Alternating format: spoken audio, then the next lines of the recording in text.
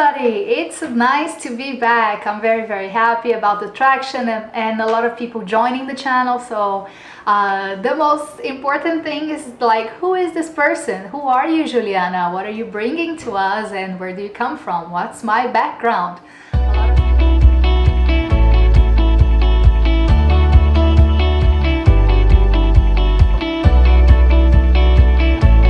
A lot of people don't know who I am and they are already enjoying the channel. So most people know me from the blockchain industry, and some friends know me for since I am in the university time. So today I would like to introduce myself formally to you guys and explain a little bit my background.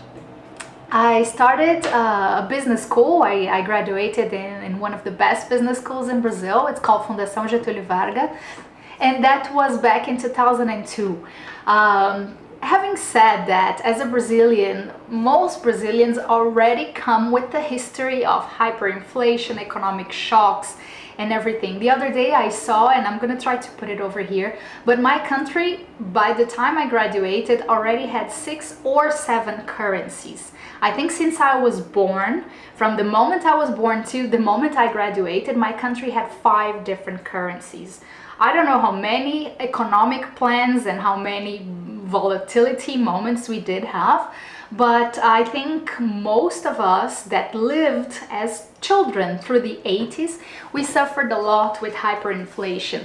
And when I say, like, I didn't have a bank account when I was 7, 8 years old, but I really remember like the ministers of finance coming to national TV. By that time, Brazil was still on dictator, so the Brazilian democracy is even younger than I am. And we did go to the supermarket. I remember my mom or my grandpa, and they had to phone each other to ask about how was the pricing in one supermarket or the other.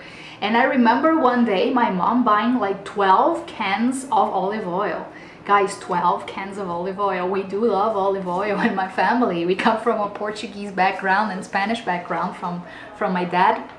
But 12 cans is quite a lot of storage of olive oil, but that's what we had to do.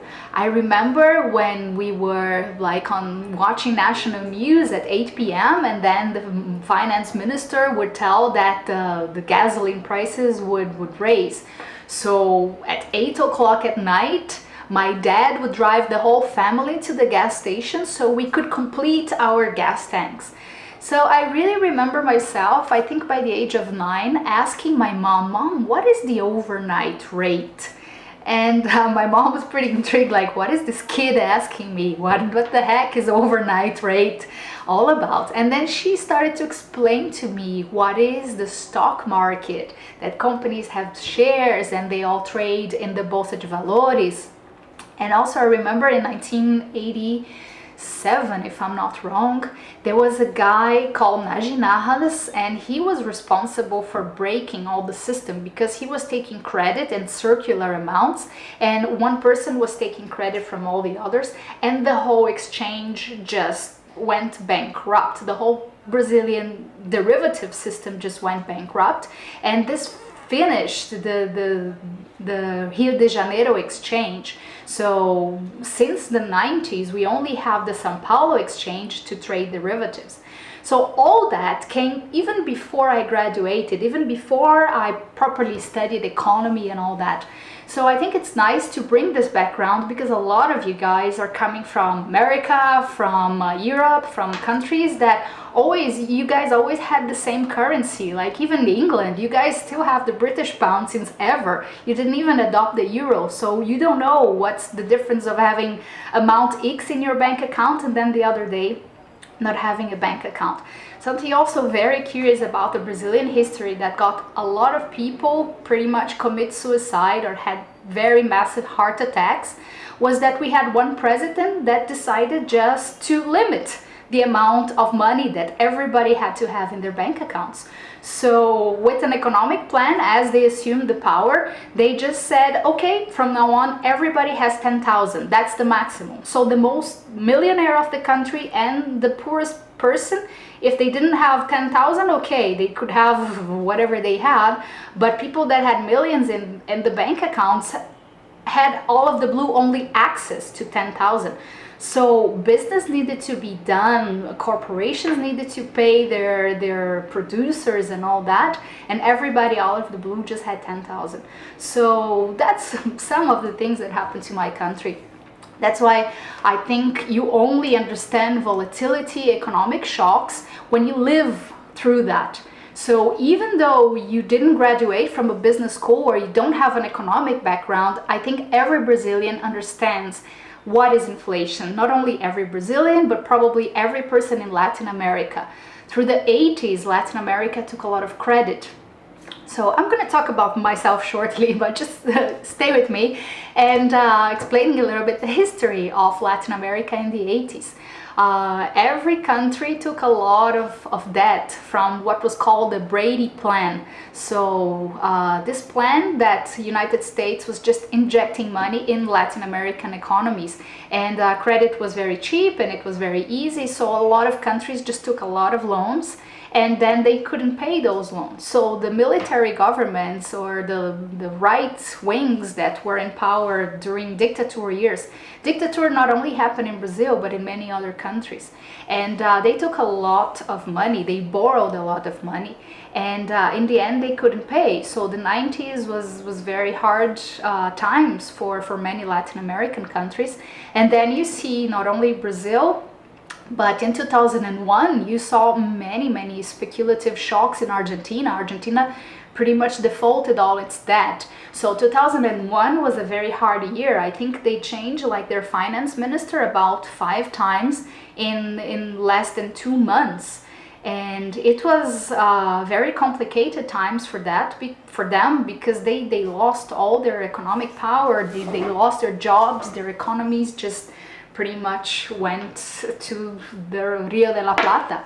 So yeah, back to my university. I graduated in 2002, so I saw the Argentinian crisis very close in 2001. When I joined the university, it was January 1999, and that time was the time for the first time that the Brazilian real, this dollarized currency that we did have, it was artificially dollarized, that 1 real was worth $1.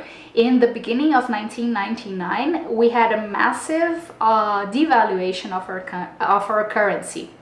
So you would need like twice as more reais to buy the same things again, because when you take those artificial controls in the economy and you just unplug the button, everything else automatically needs to correct. So prices correct immediately, and so that's very important about currency devaluation. Having said that, I joined the first bank of my life. It was Banco Safra, Safra Bank. And the time I was there, I was at J Safra. J Safra is, at the time it was an international arm. It was a bank within a bank. It was a bank that was specifically designed and developed to take care of the portfolio of the family Safra. Safras are a very wealthy family of bankers, one of the wealthiest people in Brazil, Mr. Joseph Safra and Mrs. Lily Safra. Hello guys, you're not really my very good friends, but they were part of that. And it was the first time that I had international exposure. So when I joined the desk, I was able to book all the transactions and then take a look at really what was a forward, what was a future. So all the things that you learn in the university, when you really join a financial institution, you learn that in practice. Remember that Safra was also, they had desks that deal with bonds, they had desks that deal only with Brazilian derivatives, and an international arm that was making investments in equities. I remember back in 2003, excuse me if I need any kind of disclosure, but we were taking a look at stocks in South Korea like Samsung. So imagine if you had the chance to buy Samsung even before the iPhone, even before Samsung was all over with LCD screens. So those were the kind of stocks that I was from Brazil taking a look at. After Safra, I joined a brokerage house, and in Brazil, you have a very strong derivative exchange. So in this brokerage house, I was doing Brazilian derivatives. So Brazilian derivatives are the most liquid way to enter Brazilian products, let's say. In any kind of country that you go or you try to speculate, the currency is going to be the most liquid asset. And the second thing would be probably their bonds or interest rates and all those products related to that. So I did a little bit of the interest rate futures. Remember, Brazil also something very curious because of high inflation. We are probably the only country in the world that doesn't have linear interest rates. Linear meaning you grow, like as you grow one here, you grow one there. Our interest rate curve is exponential. So as time passes, the interest rate curve steepens very, very significantly. So as you can imagine, our interest rates are very interesting because the more time you leave your money in the bank or invested in interest rates, the more money you're going to be making ahead of you. So the Brazilian derivatives that deal with interest rates, they're not only instruments, but they're bets that you do on how will the interest rate curve be in the future. I don't want to go through many details through that, but it's a very interesting form of investing or speculating in a country. So Brazil had not only a very liquid commodities exchange, so we are probably number one in sugar, orange juice. We also trade a lot of coffee. So there are many derivatives products that people guess what is their value. The same way we have Bitcoin futures, and people can speculate on how will the Bitcoin value be in the next 3-5 months. Or a year from now, if there is liquidity, if there's a buyer, there's a seller, and they match, so you're going to have a contract traded. The same happens with interest rate futures. Having said that, I got the chance through a client of mine that was an international brokerage house in New York. They knew that I could deal very well in Portuguese. I could also speak a very good English by that time. So I was invited by GFI. It's still a brokerage house, very big. They are incorporated in London, but their arm in New York City, they hired me. So it was the first time that I moved to Wall Street. And the GFI at that time, I still remember the address, was 100 Wall Street. So I actually worked on Wall Street, in Wall Street, or at Wall Street. I'm still not very proficient with prepositions, as you might have noticed.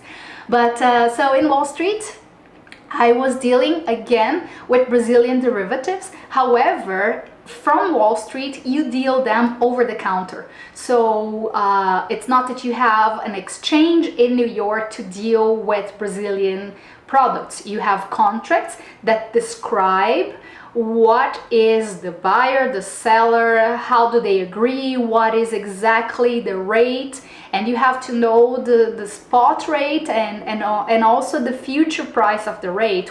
How do you determine that? The same way that, for example, I don't know how will be Real Madrid and Barcelona in about 6 months from now, but after the result, if I check, let's say ESPN and other forms of Reuters or any sort of information, and they all agree that the result will be 2 versus 0, and then you can have a settlement price or a settlement result. So the same happens with those contracts. So those contracts are 2-3 page that banks agree. They have an agreement called ISDA, so it's the International Standard for Derivatives Association. It's still valid today, and this is an agreement between financial institutions. So a single person cannot just go there and buy a derivative contract. In the end, they have to be very, very specialized, and they have to be an institutional investor to do that. So hedge funds do that a lot, and mostly banks do that a lot. And that brokerage house was the person or the entity responsible for finding the buyers and the sellers in Wall Street.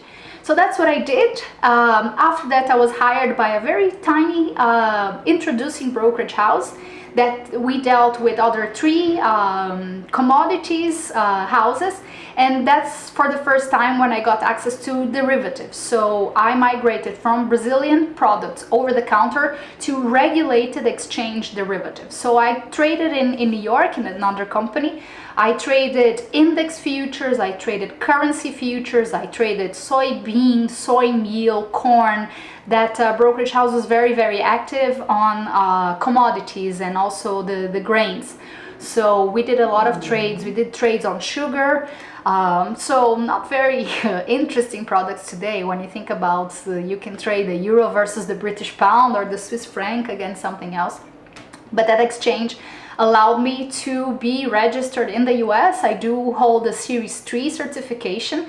So trust me, I'm not developing a channel to give financial advice, but I do come from a good financial background. So I like to bring a lot of data, a lot of statistics, a lot of information so people can decide the amount of risk that they're going to take. And the same approach I'm going to do with cryptocurrencies. I'm not going to be a speculative channel. I think you have plenty of that. And we're going to go through crypto space later on. But there are many guys already doing technical analysis, and a lot of people that just are talking all day long about X or Y movements in the pricing of some exchanges. And so that was pretty much it. That was pretty much my life in New York. I think this video is getting too long, so I am going to talk about my work in the Bahamas. I lived in the Bahamas on and off for about 6 years on another video, otherwise you're gonna guys be very bored. It's too much for you guys. So the Bahamas, I did many other products with many other countries and other banks, and I developed many other skills as well, because for the first time I migrated from institutional investors to private wealth management, and I became a portfolio manager as well. So I'm gonna talk that next chapter on another video. Nice to see you guys. Thank you so much for staying with me. Again, please do click the subscribe button, and if you already clicked, if you already subscribed, thank you so much. It would be nice if you could tell a couple of friends that they could join the channel. That's my intention. I want to build a real nice YouTube for you guys. Thank you. Ciao.